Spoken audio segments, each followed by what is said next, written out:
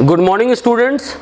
हम लोग आज से एक नया चैप्टर केमिस्ट्री में पढ़ेंगे। चैप्टर नंबर 3 है एनसीईआरटी में। इसका नाम है इलेक्ट्रोकेमिस्ट्री।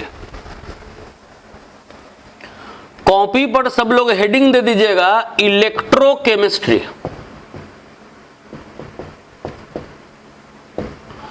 अभी हम लोग ऐसा ही चैप्टर पढ़ रहे हैं जो कि 12 बोर्ड के लिए तो खैर इंपॉर्टेंट है ही, बहुत ही ज़्यादा। और दुनिया में जितना भी कॉम्पिटिटिव एग्जाम है 12 से रिलेटेड, जैसे कि आपका आईआईटी या कोई भी इंजीनियरिंग या कोई भी मेडिकल एग्जाम, उससे इन सब चैप्टर से क्वेश्चन एकदम आता ही आता है। सॉल्यूशन जो पढ़े उससे भी आता है, ये जो इलेक्ट्रोकेमिस्ट्री है इससे भी आता है। बेहद इंपॉर्टेंट चैप्टर है। तो इलेक्ट्रोकेमिस्ट्री का सबसे पहला टॉपिक हम लोग पढ़ने जा रहे हैं गैल्वेनिक सेल। गैल्वेनिक सेल सबसे पहला टॉपिक हेडिंग यही दे देंगे, गैल्वेनिक सेल। गैल्वेनिक सेल में सबसे पहला लाइन लिखेंगे, it is a device, it is a device which converts, it is a device which converts chemical energy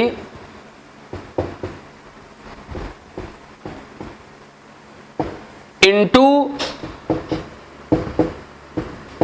electrical energy।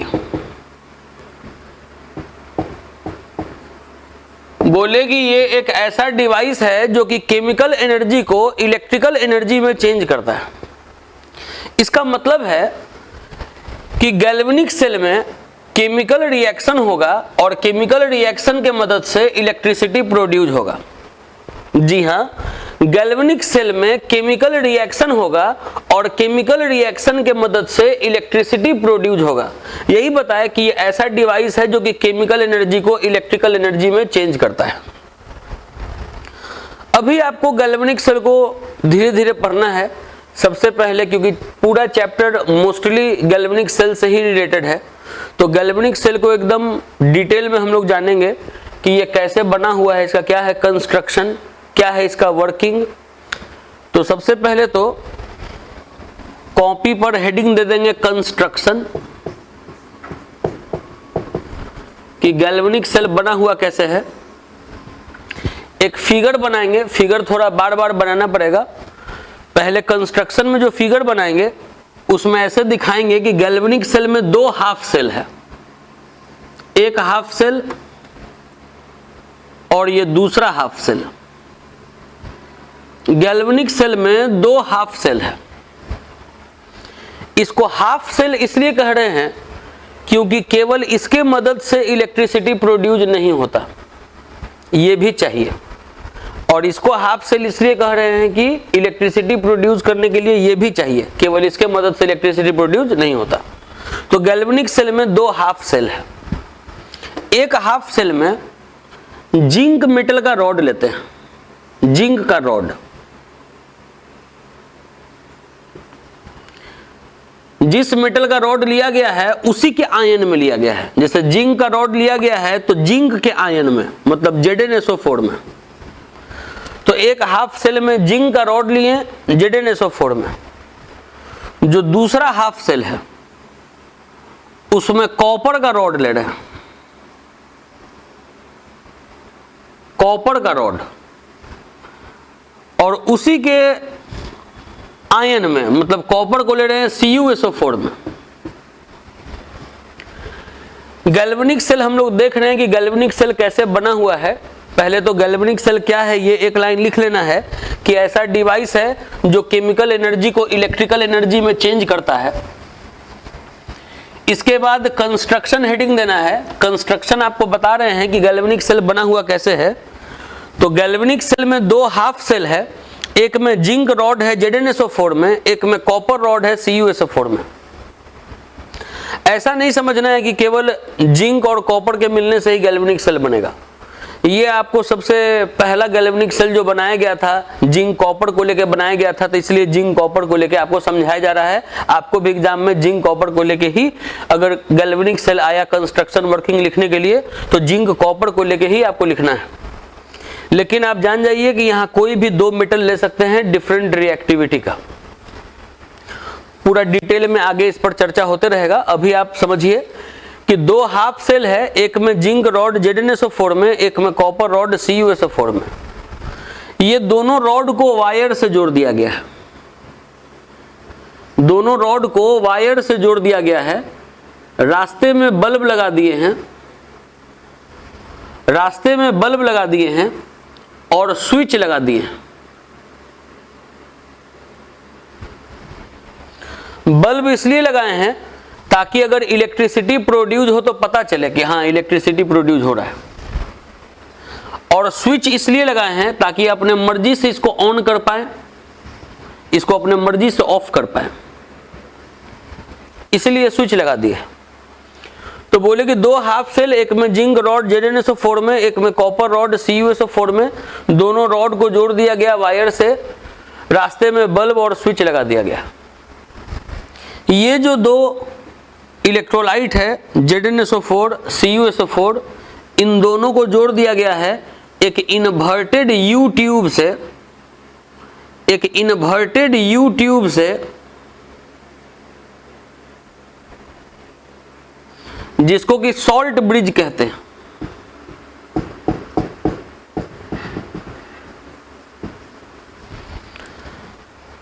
U देख रहे हैं, ये U है, उल्टा U है, तो इन्वर्टेड U ट्यूब से इसको जोड़ दिया गया है। इसको हम लोग सॉल्ट ब्रिज कहते हैं। सॉल्ट इसलिए क्योंकि इसके अंदर सॉल्ट भरा हुआ है, इसके अंदर सॉल्ट भरा हुआ है।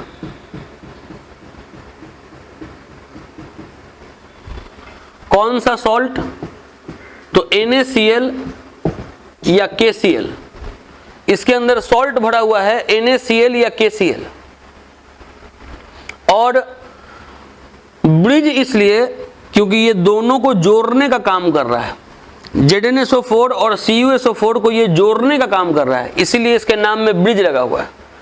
सॉल्ट क्योंकि इसके अंदर सॉल्ट भरा हुआ है, अब ब्रिज क्योंकि दोनों को जोड़ने का काम कर रहा है। इसमें जो सॉल्ट भरा हुआ है वो सेमी सॉलिड पेस्ट के रूप में भरा हुआ है।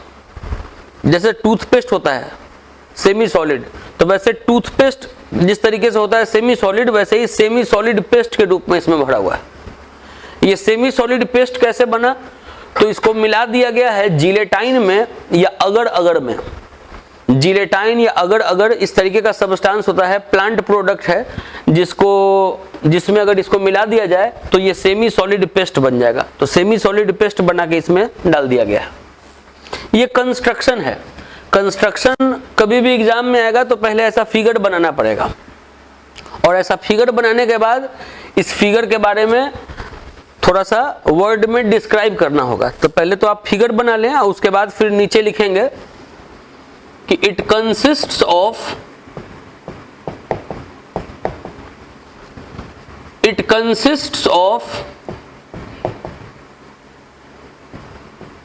To half cell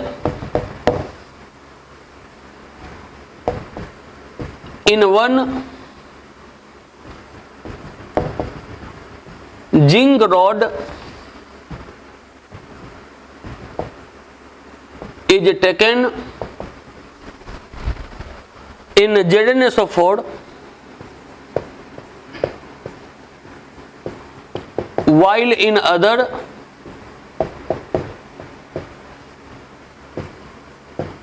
copper rod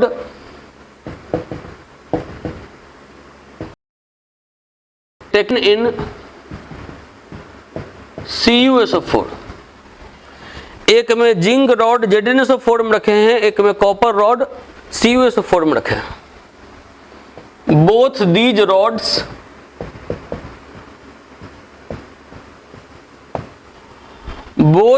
rods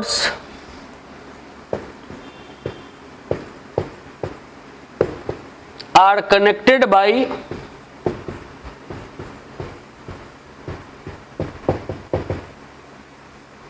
conducting wire.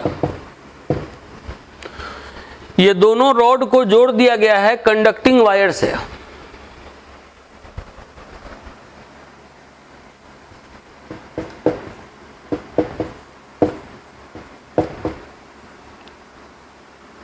An inverted U tube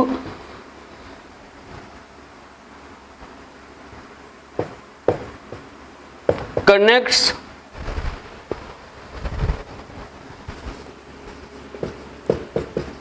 both half cell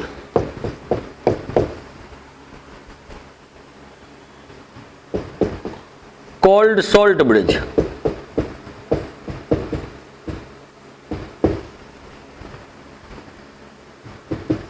In which NaCl या KCl is filled in the form of semi-solid paste made by जिलेटाइन या अगड़ अगड़। ये construction है, पहले आप इसको नोट कर लीजिए, इसके बाद फिर वर्किंग लिखवाते हैं। यहां पर ये जो लिखा हुआ है an inverted U tube connects, यहां पर एक वर्ड जोड़ दीजिएगा electrolytes of. An inverted U tube connects electrolytes of both half cell. ये जो इन्वर्टेड यू ट्यूब है दोनों के इलेक्ट्रोलाइट को कनेक्ट कर रहा है, यहां पे इलेक्ट्रोलाइट ऑफ जोड़ दीजिएगा। इसके बाद अब हम आपको बताने जा रहे हैं इसका वर्किंग। कंस्ट्रक्शन के बाद वर्किंग।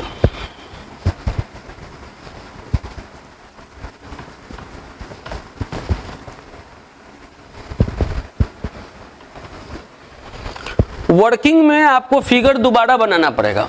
ये जो कंस्ट्रक्शन में फिगर बनाए वो बनाए, वर्किंग में फिर से फिगर बनाना है। ये नहीं कि कंस्ट्रक्शन वाले फिगर में ही सुधार करने लग जाएगा। और कंस्ट्रक्शन में जो फिगर बना, वो कंस्ट्रक्शन का फिगर था। वर्किंग में कुछ अलग फिगर बनेगा थोड़ा सा। कॉपी पर अब हेडिंग दे देंगे वर्किंग।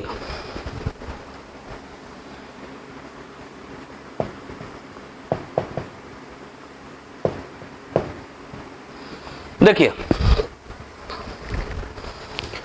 सबसे पहले तो जो हाफ सेल बनाए थे वो तो बनाना है। दो हाफ सेल है, ये बना एक हाफ सेल, ये बना दूसरा हाफ सेल। इसमें जिंक रॉड लिया गया था, ये जिंक रॉड है। ZnSO4 में लिया गया था, ये ZnSO4 है। इसमें कॉपर रॉड लिया गया था, ये कॉपर रॉड है। CuSO4 में लिया गया था, ये CuSO4 है। दोनों रॉड को जोड़ा गया था वायर से। रास्ते में बल्ब और रास्ते में स्विच लगाया गया था। ये दोनों इलेक्ट्रोलाइट को इन्वर्टेड यू ट्यूब से जोड़ दिया गया था। इस इन्वर्टेड यू ट्यूब को सॉल्ट ब्रिज कहते हैं। इसके अंदर सॉल्ट भरा हुआ है, NaCl या KCl। ये सॉल्ट ब्रिज में सॉल्ट भरा हुआ है, NaCl या KCl, सेमी सॉलिड पेस्ट के रूप में। ये तो कंस्ट्रक्शन में इतना फिगर बना था। अब वर्किंग में क्या करना है, इसको स्टार्ट करना है। तो सबसे पहले तो स्विच को क्लोज करेंगे। स्विच क्लोज करने का मतलब है कि ये चालू हो गया, सर्किट कंप्लीट हो गया। ये देखिए, जैसे हाथ का मूवमेंट है वो देखिए, सर्किट कंप्लीट हो गया। अगर ये सॉल्ट ब्रिज नहीं होता तो ये सर्किट कंप्लीट नहीं होता।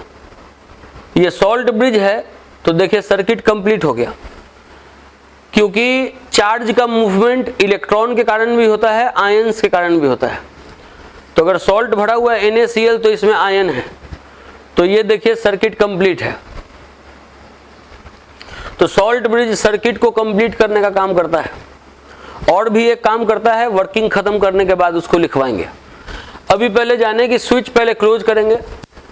जैसे ही स्विच क्लोज कीजिएगा तो ये जो दो मेटल आप देख रहे हैं, जिंक और कॉपर, दोनों में जो ज्यादा रिएक्टिव होगा वो पहले इलेक्ट्रॉन का लॉस करेगा। तो जिंक और कॉपर में जिंक ज्यादा रिएक्टिव है तो ये पहले इलेक्ट्रॉन का लॉस करेगा, जिंक इलेक्ट्रॉन का लॉस करेगा। अब आप देखिए, जिंक जब इलेक्ट्रॉन लॉस करेगा तो क्या बनेगा, जिंक आयन। तो जिंक जैसे ही इलेक्ट्रॉन लॉस करेगा तो इलेक्ट्रॉन इस वायर के थ्रू इधर आएगा। ये इलेक्ट्रॉन का मूवमेंट हुआ। बोले कि जो ज्यादा रिएक्टिव मेटल है वो इलेक्ट्रॉन लॉस करेगा। जिंक इलेक्ट्रॉन लॉस किया तो इलेक्ट्रॉन वायर से इधर आ गया, जिंक आयन बन गया। जिंक आयन बनेगा तो जिंक आयन में मिल जाएगा, क्योंकि पहले से भी यहाँ ZnSO4 है, मतलब Zn+2 है, SO4 -2 है, तो जिंक आयन इसमें पहले ही से है। तो जिंक आयन जैसे ही बना तो जिंक आयन में मिल गया, इलेक्ट्रॉन इस वायर से इधर आ गया। तो अगर ये काम होते रहे तो ये रॉड धीरे धीरे पतला होते चला जाएगा, क्योंकि जिंक आयन बन के नीचे गिर रहा है। तो ये रॉड धीरे धीरे पतला होते चला जाएगा विथ पैसेज ऑफ टाइम। खैर फिलहाल देखते हैं कि इलेक्ट्रॉन जब इधर आएगा तब क्या होगा। इलेक्ट्रॉन जैसे ही इधर आएगा तो इसमें CuSO4 है, Cu+2 SO4 -2। तो इसमें जो Cu+2 है वो इलेक्ट्रॉन को रिसीव करके कॉपर बन के यहां डिपॉजिट होने लगेगा। यहां जो Cu+2 है वो जो इलेक्ट्रॉन यहां आया, इस इलेक्ट्रॉन को गेन करके कॉपर बन के यहां डिपॉजिट होने लगेगा। जिंक आयन बन के नीचे गिर रहा है, इलेक्ट्रॉन इधर जा रहा है, इलेक्ट्रॉन को Cu+2 गेन कर रहा है और कॉपर बन के डिपॉजिट हो रहा है। ये रॉड धीरे धीरे मोटा हो रहा है, ये रॉड धीरे धीरे पतला हो रहा है। इलेक्ट्रॉन का लॉस, इलेक्ट्रॉन का गेन, इलेक्ट्रॉन का लॉस, इलेक्ट्रॉन का गेन हो रहा है। इसी इलेक्ट्रॉन के लॉस, इलेक्ट्रॉन के गेन से करंट प्रोड्यूस होना स्टार्ट हो जाएगा। जिधर इलेक्ट्रॉन का मूवमेंट का डायरेक्शन होता है उसके अपोजिट डायरेक्शन में करंट फ्लो करता है, तो करंट फ्लो करने लगेगा। वर्किंग अभी कंप्लीट नहीं हो गया, कुछ बात आपको और समझना है। ये समझिए कि इसका रोल क्या है। जैसे जिंक जब Zn+2 बन के नीचे गिरेगा, जब ये ZnSO4 था तब तो जितना प्लस था उतना माइनस था, ये न्यूट्रल था। जितना प्लस था उतना ही माइनस था, +2 है यहाँ -2 है, मतलब ये ZnSO4 में जितना प्लस उतना माइनस, ये न्यूट्रल था। लेकिन जैसे ही Zn+2 इसमें गिरने लगेगा तो इसमें प्लस चार्ज का मात्रा बढ़ने लगेगा। अगर इसमें प्लस चार्ज का मात्रा बढ़ जाएगा तो पॉजिटिव चार्ज का फील्ड इतना तगड़ा हो जाएगा कि इलेक्ट्रॉन को बाहर निकलने ही नहीं देगा, ये इलेक्ट्रॉन को खींच लेगा अपने फील्ड से नीचे। तो इस पे प्लस चार्ज नहीं आना चाहिए, लेकिन आ तो रहा है। जैसे ही जिंक इसमें गिर रहा है तो पॉजिटिव चार्ज तो बढ़ रहा है, तो पॉजिटिव चार्ज नहीं बढ़े इसीलिए इसके अंदर सॉल्ट रखा गया है। जैसे ही ये Zn+2 इसमें गिरेगा, जैसे ही इसमें प्लस चार्ज नीचे गिरेगा, वैसे ही सॉल्ट का जो माइनस वाला हिस्सा है वो इधर गिरेगा। इसके अंदर NaCl भरा हुआ है ना, NaCl, तो Zn+2 गिरा इसमें, तो इसमें Cl- नीचे गिरेगा। Cl- जैसे ही गिरेगा तो ये न्यूट्रल हो जाएगा। ये न्यूट्रल होना जरूरी है, अगर ये न्यूट्रल नहीं हुआ तो पॉजिटिव चार्ज का फील्ड इतना तगड़ा हो जाएगा कि इलेक्ट्रॉन लगातार लॉस हो ही नहीं पाएगा। चाहते हैं अगर हम लोग कि इलेक्ट्रॉन लगातार लॉस होते रहे तो इसको न्यूट्रल होना जरूरी है। तो ये सॉल्ट ब्रिज जो है इधर न्यूट्रलिटी मेंटेन किया, Zn+2 इधर गिरा तो Cl इधर गिराया ताकि ये न्यूट्रल हो गया। अब देखिए, अगर मान लीजिए कि Cu+2 जब जाके Cu बन जा रहा है तो इसका मतलब है कि प्लस चार्ज कम हो जा रहा है। अभी तो जितना CuSO4 में जितना प्लस है उतना ही माइनस है, प्लस माइनस इक्वल है। लेकिन जैसे ही Cu+2 अगर कॉपर बन के अगर डिपॉजिट हो रहा है तो इसका मतलब है कि यहाँ पॉजिटिव चार्ज कम हो रहा है। ये जो पॉजिटिव चार्ज आप देख रहे हैं Cu+2 वो इसमें खत्म होते जा रहा है। तो इसका मतलब कि कौन सा चार्ज बढ़ रहा है? निगेटिव। Cu+2 के यहाँ जाकर डिपॉजिट होने के बाद निगेटिव चार्ज का मात्रा बढ़ रहा है। अब आप सोचिए कि अगर निगेटिव चार्ज का मात्रा अगर बढ़ जाएगा तो इसका फील्ड इतना तगड़ा हो जाएगा कि ये माइनस किसी माइनस को आने ही नहीं देगा, रिपेल कर देगा। तो चाहते हैं कि लगातार इलेक्ट्रॉन का लॉस, इलेक्ट्रॉन का गेन, इलेक्ट्रॉन का लॉस, इलेक्ट्रॉन का गेन होते रहे, तो यहाँ पर इसको माइनस नहीं होने देना है। इसीलिए हम लोग सॉल्ट ब्रिज लगाए हैं कि माइनस इधर गिर के इस प्लस को न्यूट्रल कर दे रहा है, और जैसे ही इसमें प्लस का कमी हो रहा है तो सॉल्ट का जो प्लस वाला हिस्सा है वो इधर आ जा रहा है, ताकि इधर भी न्यूट्रल है, इधर भी न्यूट्रल है। दिमाग में रखना है कि कोई पूछे कि ये जो सॉल्ट ब्रिज है इसका फंक्शन क्या है, तो सॉल्ट ब्रिज का दो फंक्शन है। पहला है इलेक्ट्रिकल न्यूट्रलिटी को मेंटेन करना, इधर भी न्यूट्रल रखना, इधर भी न्यूट्रल रखना। और दूसरा जो फंक्शन है वो है सर्किट को कंप्लीट करना। हाथ का मूवमेंट आप देखिए, सर्किट को कंप्लीट करना, ये दो काम करता है सॉल्ट ब्रिज। ये जो आप रिएक्शन देख रहे हैं कि जिंक इलेक्ट्रॉन लॉस करके Zn+2 बना, Cu+2 इलेक्ट्रॉन गेन करके कॉपर बना, ये जो दो रिएक्शन है वो दो इलेक्ट्रोड का रिएक्शन है, कैथोड का, एनोड का। अब कौन कैथोड का है कौन एनोड का है, तो आपको बता दें कि एनोड का आज के बाद डेफिनेशन जो आपको दिमाग में रखना है वो ये कि वो इलेक्ट्रोड जहां ऑक्सीडेशन हो उसको एनोड कहते हैं। जैसे जिंक पर यहाँ चार्ज कुछ भी नहीं है, जीरो है, और जिंक पर यहाँ चार्ज +2 है। चार्ज देखिए बढ़ जा रहा है, जिंक का चार्ज बढ़ा है 0 से +2, तो चार्ज के बढ़ने को हम लोग कहते हैं ऑक्सीडेशन।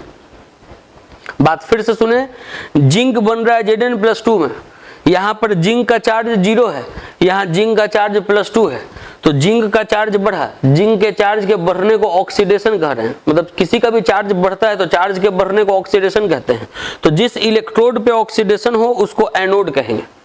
चार्ज के आधार पे एनोड को डिफाइन नहीं करेंगे कि पॉजिटिव टर्मिनल एनोड तो निगेटिव टर्मिनल कैथोड, क्योंकि चार्ज के आधार पर अगर डिफाइन करिएगा तो यहाँ पर वो काम नहीं करेगा। यहाँ एनोड निगेटिव होता है, कैथोड पॉजिटिव होता है। जी हाँ, फिर से सुनिए, गैल्वेनिक सेल में एनोड निगेटिव होता है, कैथोड पॉजिटिव होता है। तो इसीलिए चार्ज के आधार पर एनोड कैथोड को डिफाइन नहीं करना होता है, जो आप बचपन में 9th-10th में पढ़े हैं। यहाँ एनोड का, कैथोड का स्टैंडर्ड डेफिनेशन यही है कि जिस इलेक्ट्रोड पे ऑक्सीडेशन हो, जहां भी जिस इलेक्ट्रोड पे चार्ज बढ़े उसको बोलेंगे एनोड। और जहां पे रिडक्शन हो, चार्ज घटे, जैसे +2 है और यहाँ 0 है, चार्ज घट रहा है, रिडक्शन हो रहा है, तो जिस इलेक्ट्रोड पे रिडक्शन हो उसको बोलेंगे कैथोड। तो वर्किंग में करना क्या होता है, वर्किंग में ऐसे फिगर बनाना होता है, ये सब चीज दिखाना होता है। इलेक्ट्रॉन का मूवमेंट, स्विच क्लोज होना चाहिए, बल्ब ऑन होना चाहिए, करंट के फ्लो का डायरेक्शन, जिंक में से Zn+2 को इधर गिरते दिखाना है, सॉल्ट ब्रिज में से Cl- गिरते दिखाना है, सॉल्ट ब्रिज में से Na+ गिरते दिखाना है, Cu+2 को कॉपर में डिपॉजिट होते दिखाना है, एनोड का ये रिएक्शन लिखना है, कैथोड का ये रिएक्शन लिखना है, और कुछ भी नहीं करना है। ये इतना काम करना है तो ये आपका वर्किंग कंप्लीट हो जाएगा। इसके बाद वर्किंग के बाद आपको बता दिए गैल्वेनिक सेल क्या है। तो ऐसा डिवाइस है जो कि केमिकल एनर्जी को इलेक्ट्रिकल एनर्जी में चेंज कर रहा है, मतलब इसमें केमिकल रिएक्शन हो रहा है, इलेक्ट्रिसिटी प्रोड्यूस हो रहा है। क्या कंस्ट्रक्शन है, क्या वर्किंग है, बता दिए। अब इसके बाद कॉपी पे आपको लिखना है फंक्शंस ऑफ सॉल्ट ब्रिज। हम यहाँ साइड में लिख रहे हैं, आपको इसके नीचे लिखना है functions of salt bridge. Salt bridge का फंक्शन, सॉल्ट ब्रिज का दो फंक्शन है। सबसे पहला, it maintains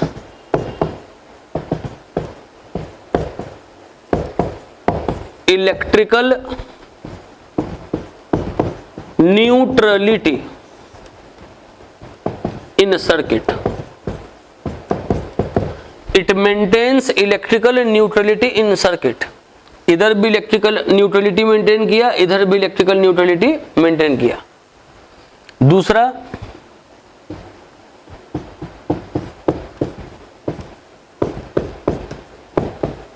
it completes the circuit,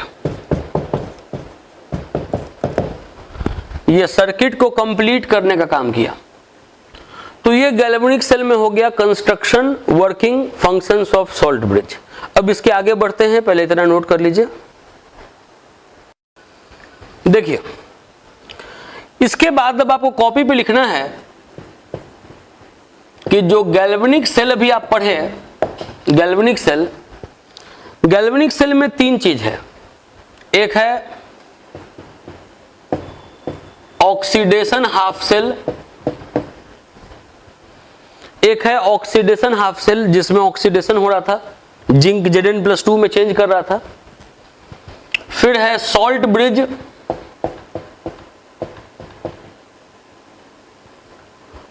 उसके बाद है रिडक्शन हाफ सेल जिसमें रिडक्शन हो रहा था, Cu+2 Cu में चेंज कर रहा था। ये तीन चीज मिला था, गैल्वेनिक सेल बना था। गैल्वेनिक सेल को आपको कैसे रिप्रेजेंट करना है सिंबल के मदद से, वो दिखा रहे हैं। ऑक्सीडेशन हाफ सेल को हमेशा ऐसे लिखेंगे, पहले लिखेंगे मेटल, फिर ऐसे देंगे स्लैश, फिर ऐसे लिखेंगे आयन कि मेटल किस आयन में ऑक्सीडाइज किया। सॉल्ट ब्रिज को ऐसे दो पैरेलल लाइन से दिखाएंगे। रिडक्शन हाफ सेल दिखाएंगे पहले आयन और उसके बाद लिखेंगे मेटल कि आयन किस मेटल में रिड्यूस हुआ। जैसे अभी जो हम लोग गैल्वेनिक सेल पढ़े थे वो जिंक और कॉपर वाला सेल पढ़े थे, जिंक और कॉपर वाला। तो क्या देखे थे कि जो जिंक है वो Zn+2 में चेंज हुआ था, जो जिंक है वो Zn+2 में चेंज हुआ था। तो जिंक ऑक्सीडाइज किया इस आयन में। उसके बाद सॉल्ट ब्रिज है, सॉल्ट ब्रिज को ऐसे पैरेलल लाइन से दिखा देंगे। उसके बाद जो अगला हाफ सेल था उसमें Cu+2 Cu में चेंज किया था, तो ऐसे लिखेंगे Cu+2 और इसको दिखाएंगे Cu में चेंज होते हुए। तो ये हो गया पूरा गैल्वेनिक सेल। ये गैल्वेनिक सेल लिखा गया सिंबल के मदद से। दिमाग में रखिए, कॉपी पे ऐसे लिख लीजिएगा कि गैल्वेनिक सेल में ये तीन चीज है, oxidation half cell, salt bridge और reduction half cell. Oxidation half cell को ऐसे लिखा जाता है मेटल और तब आयन। सॉल्ट ब्रिज को लिखा जाता है ऐसे पैरेलल लाइन से। रिडक्शन हाफ सेल को लिखा जाता है पहले आयन और तब मेटल। ये हो गया ऑक्सीडेशन हाफ सेल, ये हो गया सॉल्ट ब्रिज, ये हो गया रिडक्शन हाफ सेल। इसके बाद आप एक बात ये दिमाग में रखेंगे,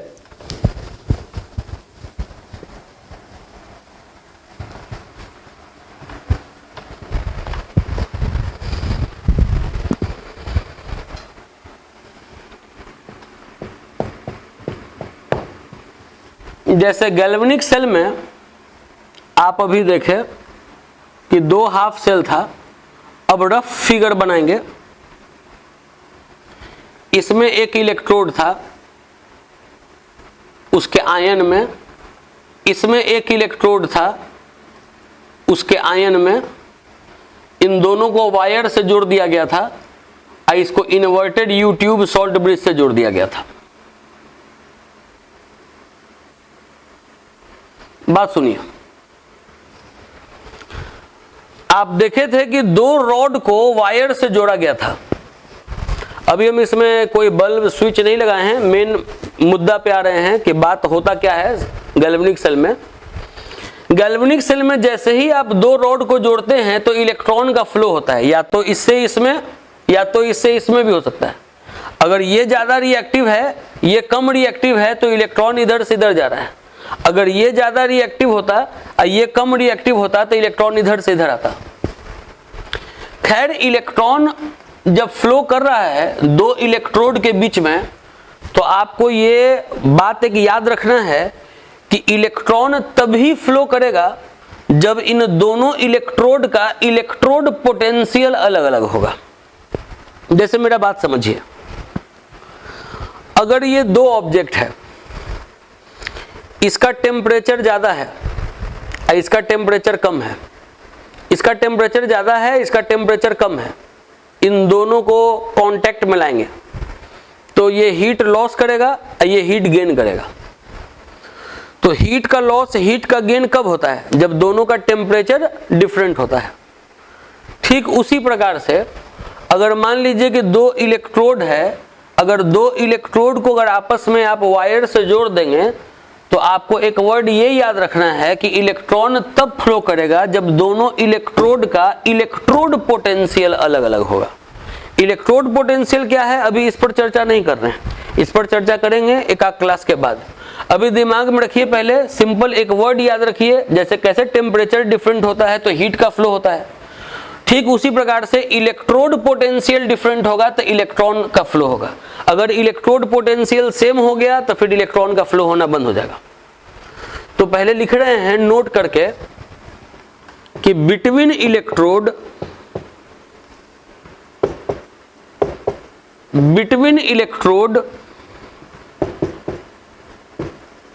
flow of electrons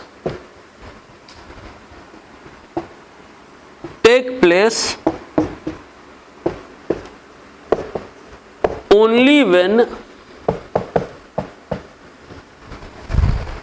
there is a difference, only when there is a difference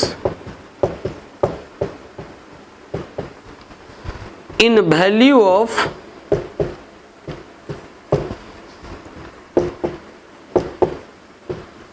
electrode potential।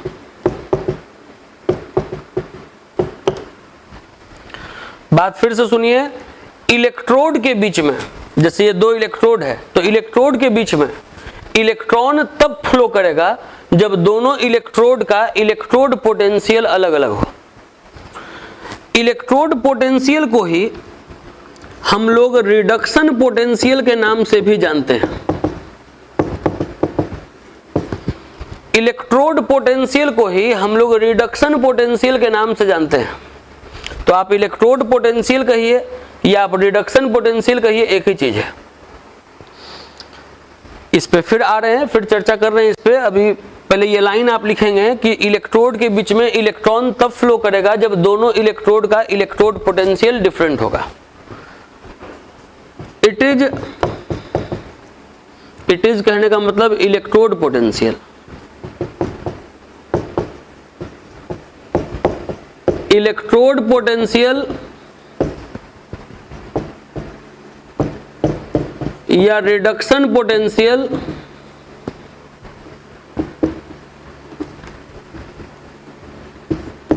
Of electrode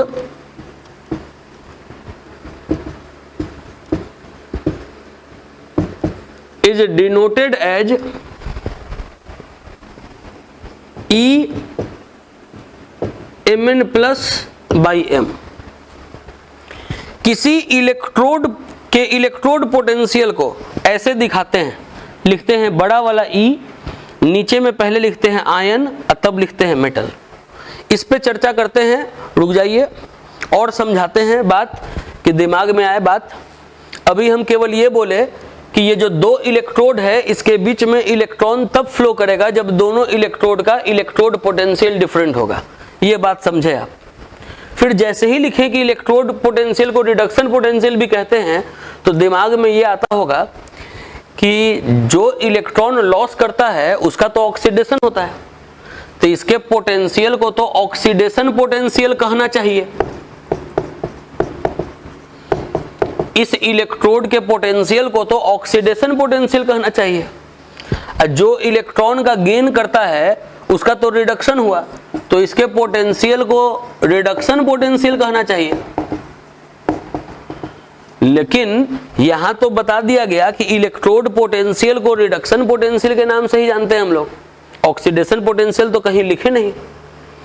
कारण इसका यह है, आप सोचिए कि जिंक और कॉपर को लेके अगर सेल बनाए, जिंक और कॉपर को लेके सेल बनाए तो जिंक ऑक्सीडाइज किया, कॉपर रिड्यूस किया, तो उस समय जिंक को आप अगर ऑक्सीडेशन पोटेंशियल कह दीजिए, कॉपर को अगर रिडक्शन पोटेंशियल कह दीजिए। लेकिन अगर जिंक और मैग्नीशियम को लेकर अगर सेल बनाएंगे तो क्या उस समय जिंक ऑक्सीडाइज करेगा? नहीं, मैग्नीशियम ज्यादा रिएक्टिव है, तो फिर मैग्नीशियम हो जाएगा ऑक्सीडेशन पोटेंशियल और जिंक हो जाएगा रिडक्शन पोटेंशियल। तो अगर कभी कहें कि जिंक का ऑक्सीडेशन पोटेंशियल इतना है, किसी क्वेश्चन में कहें कि जिंक का रिडक्शन पोटेंशियल इतना है, तो फिर कंफ्यूजन बढ़ने लगेगा कि जिंक के लिए ऑक्सीडेशन पोटेंशियल यूज करना है कि रिडक्शन पोटेंशियल यूज करना है। तो इसी सब चीजों को खत्म करने के लिए साइंटिस्ट का ये कन्वेंशन आया कि सबको रिडक्शन ही पोटेंशियल कहेंगे। ऑक्सीडाइज हो रहा है फिर भी रिडक्शन पोटेंशियल कहेंगे, फिर भी रिडक्शन पोटेंशियल कहेंगे, और अगर रिड्यूस हो रहा है फिर भी रिडक्शन पोटेंशियल कहेंगे। ऑक्सीडाइज हो, रिड्यूस हो, रिडक्शन पोटेंशियल ही कहेंगे। तो कोई बोलेगा तो फिर कैसे पहचानेंगे? दोनों को रिडक्शन ही पोटेंशियल कह देंगे तो फिर कैसे पहचानेंगे कि कौन ऑक्सीडाइज किया कौन रिड्यूस किया? तो दोनों के वैल्यू को देख के हम लोग ये पहचानेंगे कि कौन ऑक्सीडाइज किया कौन रिड्यूस किया। जैसे मान लीजिए कि ये एक लड़का है, इसको एक लड़का समझ लीजिए, और ये दूसरा लड़का है। अगर हम बोले कि ये लड़का कमीना है, इसके बारे में बोले कि ये लड़का कमीना है, कमीना कोई खराब बात नहीं होता है। कमीना का मतलब होता है कमी ना, कोई चीज का इसको कमी नहीं है। मान लीजिए कि बोल दिए कि ये लड़का है, ये लड़का कमीना है, और ये भी लड़का है, ये भी लड़का कमीना है। फिर दोनों का कमीनापंथी का वैल्यू बता दिए कि ये 20% कमीना है, ये 40% कमीना है। इसके बारे में बताएं इस लड़के के बारे में कि ये 20% कमीना है, इस लड़के के बारे में बता दिए कि ये 40% कमीना है। अब आपसे अगर पूछे कि दोनों में शरीफ लड़का कौन है, ये दोनों में, तो आप इसको चुनिएगा। तो आप कमीनापंथी के वैल्यू को कंपेयर करके बता दिए कि कौन शरीफ है कौन कमीना है। ठीक उसी प्रकार से अगर दो इलेक्ट्रोड है और दोनों इलेक्ट्रोड का अगर रिडक्शन पोटेंशियल का वैल्यू अगर हमको दे दे, तो by comparing values of reduction potential of both electrode we can easily predict that which electrode will undergo reduction and which electrode will undergo oxidation। मतलब दोनों का रिडक्शन पोटेंशियल का वैल्यू दिया रहेगा, तो जिसका रिडक्शन पोटेंशियल का वैल्यू ज्यादा होगा उसको बोल देंगे कि उसका रिडक्शन होगा, और जिसका रिडक्शन पोटेंशियल का वैल्यू कम होगा बोल देंगे कि उसका ऑक्सीडेशन होगा।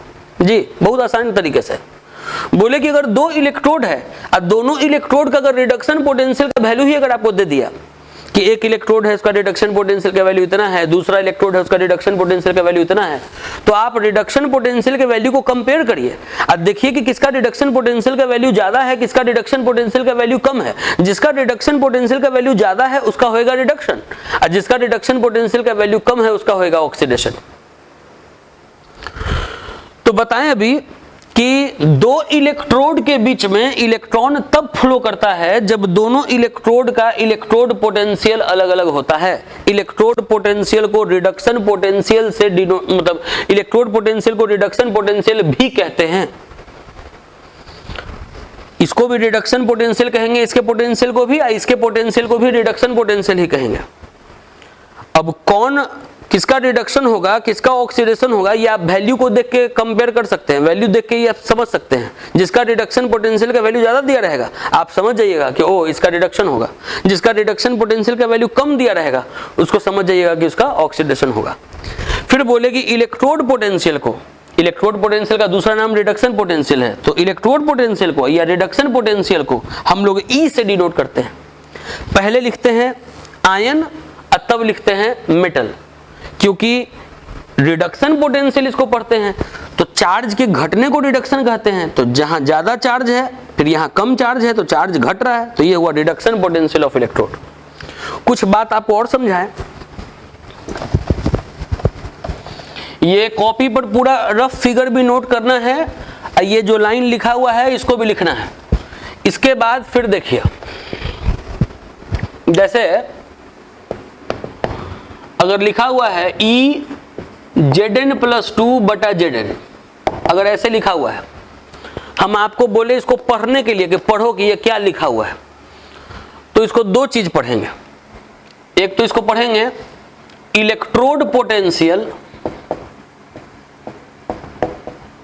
Electrode potential of zinc electrode.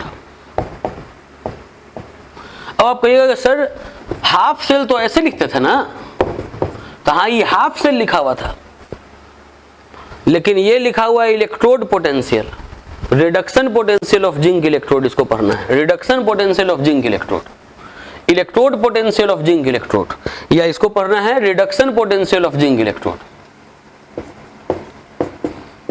Electrode potential को रिडक्शन पोटेंशियल भी कह सकते हैं, तो इसको पढ़ेंगे reduction potential of zinc electrode. कभी भी जब इलेक्ट्रोड पोटेंशियल लिखना है तो पहले लिखना है आयन और तब लिखना है मेटल, मतलब चार्ज को घटते क्रम में लिखना है। अगर लिखा हुआ है ECu+2Cu, तो इसको क्या पढ़ सकते हैं? तो इसको पढ़ेंगे इलेक्ट्रोड पोटेंशियल, इसको पढ़ेंगे electrode potential of copper electrode, या इसको पढ़ सकते हैं reduction potential of copper electrode.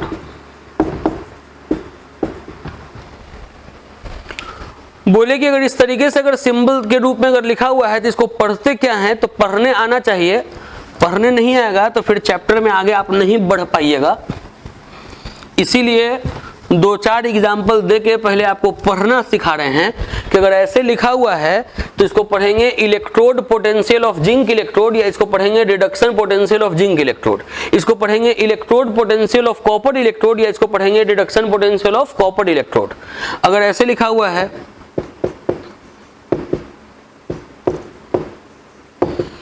तो इसको पढ़ेंगे electrode potential of silver electrode, या इसको पढ़ेंगे reduction potential of silver electrode. मतलब आपको एक बात अभी समझ में आ गया कि हर इलेक्ट्रोड का अपना इलेक्ट्रोड पोटेंशियल है या रिडक्शन पोटेंशियल है। इलेक्ट्रोड पोटेंशियल को ही रिडक्शन पोटेंशियल कहते हैं। सिंबल के रूप में ऐसे लिखते हैं, पहले E, तब आयन, तब मेटल। जैसे E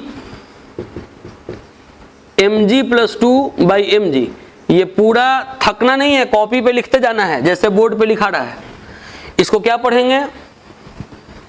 electrode potential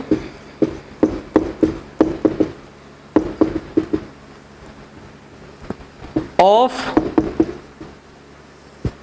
magnesium electrode, या क्या पढ़ सकते हैं रिडक्शन पोटेंशियल ऑफ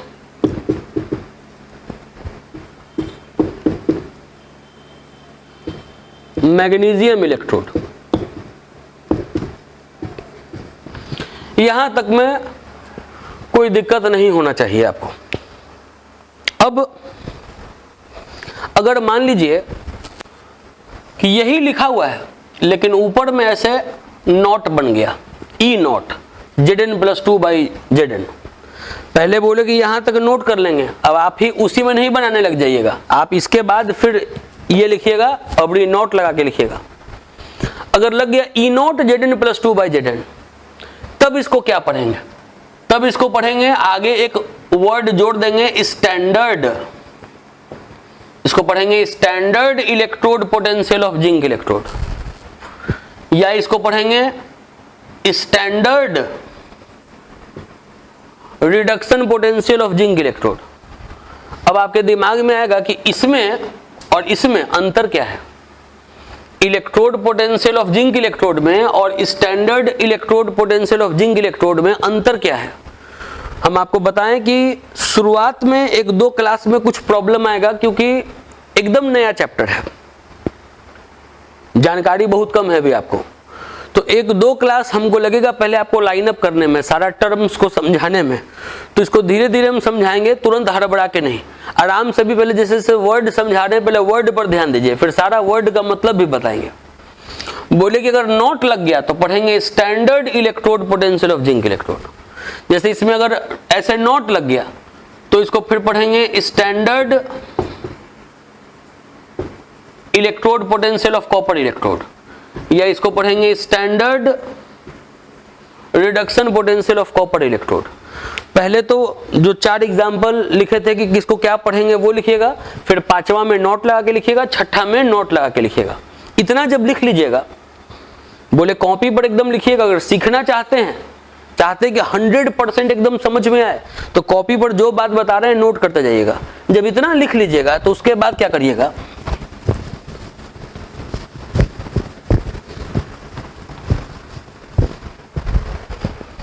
ऐसे लिखेंगे कि E nought mn plus by M. अगर हम आपको बोले इसको पढ़ने के लिए तो क्या पढ़िएगा, standard electrode potential of N electrode. Zinc नहीं पढ़ दिए क्योंकि जिंक तो लिखा हुआ नहीं है, मैग्नीशियम नहीं पढ़ दिए क्योंकि मैग्नीशियम तो लिखा हुआ नहीं है, कॉपर तो लिखा हुआ नहीं है, सिल्वर तो लिखा हुआ नहीं है, यहां पर केवल मेटल लिखा हुआ है, कौन मेटल पता नहीं है। तो इसको क्या पढ़ेंगे, स्टैंडर्ड रिडक्शन पोटेंशियल या standard electrode potential of N electrode has fix value. लिखना है कि किसी भी इलेक्ट्रोड का, ये यू थोड़ा भी की तरह हो गया था, बोले कि किसी भी इलेक्ट्रोड का, चाहे वो जिंक हो, चाहे वो कॉपर हो, चाहे वो सिल्वर हो, चाहे वो मैग्नीशियम हो, कोई भी इलेक्ट्रोड का स्टैंडर्ड रिडक्शन पोटेंशियल का एक फिक्स वैल्यू होता है। जैसे जिंक है, जिंक तो उसका अपना स्टैंडर्ड रिडक्शन पोटेंशियल का फिक्स वैल्यू है -0.76 वोल्ट, इसका वैल्यू है। ये वैल्यू आपको याद नहीं करना है, ये वैल्यू क्वेश्चन में दिया रहता है हमेशा। वैल्यू हम लिखे कहां से, तो आपकी किताब में एक इलेक्ट्रोकेमिकल सीरीज करके एक टेबल बना हुआ है, उस टेबल में आपको इसका वैल्यू दिया हुआ होगा, तो वहीं से लिख रहे हैं। ये वैल्यू क्वेश्चन में दिया रहता है, इसको याद नहीं करना है। हम आपको भी केवल बताएं कि हर इलेक्ट्रोड का एक स्टैंडर्ड रिडक्शन पोटेंशियल का फिक्स वैल्यू होता है। जैसे जिंक का इतना है, जैसे कॉपर इलेक्ट्रोड है, उसका अपना स्टैंडर्ड रिडक्शन पोटेंशियल का एक फिक्स वैल्यू है इतना। अगर सिल्वर इलेक्ट्रोड है तो उसका स्टैंडर्ड रिडक्शन पोटेंशियल का एक फिक्स वैल्यू है इतना। मैग्नीशियम इलेक्ट्रोड है तो उसका भी स्टैंडर्ड रिडक्शन पोटेंशियल का फिक्स वैल्यू है। जो भी इलेक्ट्रोड है उसका अपना स्टैंडर्ड रिडक्शन पोटेंशियल का फिक्स वैल्यू होता है। अब अभी हम ये नहीं बताएं कि रिडक्शन पोटेंशियल और स्टैंडर्ड रिडक्शन पोटेंशियल में अंतर क्या है। जैसे ये रिडक्शन पोटेंशियल है, ये स्टैंडर्ड रिडक्शन पोटेंशियल है, इसमें अंतर क्या है अभी हम ये नहीं बताएं। अभी हम जो बात बताए हैं वो केवल कि अगर ऐसे लिखा हुआ है तो इसको पढ़ेंगे reduction potential of zinc electrode, और अगर ऐसे लिखा हुआ है तो इसको पढ़ेंगे standard reduction potential of zinc electrode. अभी हम केवल सिंबल को पढ़ना सिखाए हैं। उसके बाद बताए हैं कि जितना भी इलेक्ट्रोड है, हर इलेक्ट्रोड का अपना स्टैंडर्ड रिडक्शन पोटेंशियल का वैल्यू होता है। हम कुछ इलेक्ट्रोड का स्टैंडर्ड रिडक्शन पोटेंशियल का वैल्यू लिख दिए। ये वैल्यू कहां से लिखे हैं, तो आपके किताब के इलेक्ट्रोकेमिकल सीरीज के टेबल से लिखे हैं। ये वैल्यू के बारे में बताएं कि याद नहीं करना है, लेकिन आखिर ये वैल्यू टेबल में कहां से आया, टेबल कैसे लिख दिया इसका वैल्यू इतना, इसका वैल्यू इतना, तो हम लोग को ये पढ़ना है। ठीक है, इतना नोट कर लीजिए। पहले नोट करने के बाद पहले इतना दूर को एक दो कॉपी को बार बार भी पढ़िएगा। अगले क्लास में ये सब क्लियर हो जाएगा कि स्टैंडर्ड रिडक्शन पोटेंशियल और रिडक्शन पोटेंशियल में क्या अंतर है, उसके बाद कैसे इसका वैल्यू पता चला, ये सब अगले क्लास में क्लियर हो जाएगा। लेकिन थोड़ा पेशेंस रखना होगा। जितना बात अभी बताएं कॉपी पर नोट करके अच्छे से याद करेंगे। अगले लेक्चर में फिर हम लोग इसके आगे पढ़ेंगे। ठीक है, धन्यवाद।